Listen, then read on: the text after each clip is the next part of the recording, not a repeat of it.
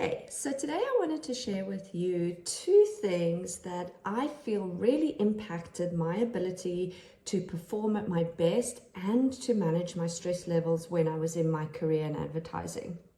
So the first thing was always saying yes to everything.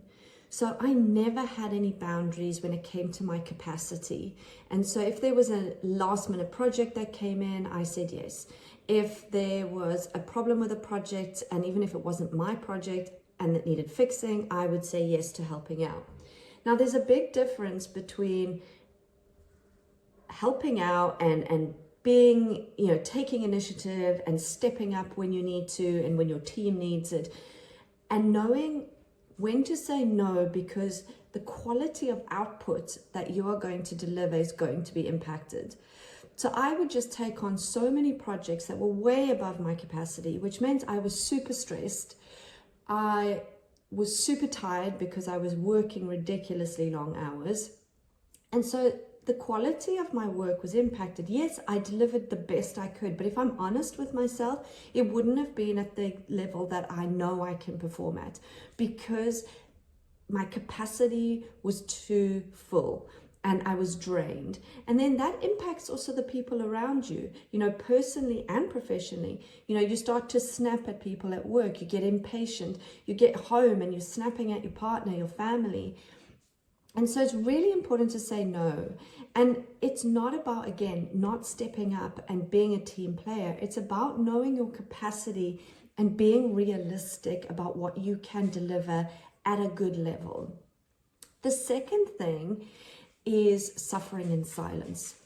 So when I was overwhelmed and when I was, at my absolute max capacity or over capacity, I just never said anything, because I had this fear that if I said I was overworked or I had too much on, that I would look weak, that I would look like I wasn't a team player, that I would look like I wasn't up to the job. And so I had all these internal dialogues that were going on in my head saying that I wasn't good enough if I admitted that I wasn't coping with the level of work I had. And the problem with that is that you just start to build up resentment. You start to get angry at the job, at your boss, at your colleagues. Why is nobody stepping in to help me? Why can no one see that I'm struggling? But the reality is nobody knows that. They've got their own struggles. They've got their own pressures. You need to stop suffering in silence. You need to speak up and do it in a productive way. Don't just say, oh, I can't do this, it's too much, and have no solutions to come back with. In order to really perform and be resilient in your job, manage your stress, perform at your best, be productive, you need to speak up when your capacity is over its maximum and come up with solutions. Look at ways that you could maybe get somebody to help you, or potentially one project might not be as critical as another. So you can prioritize, like this one can be delivered today, but this one doesn't need to be delivered till Wednesday.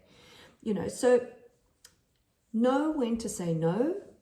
Don't over maximize your capacity, and don't suffer in silence.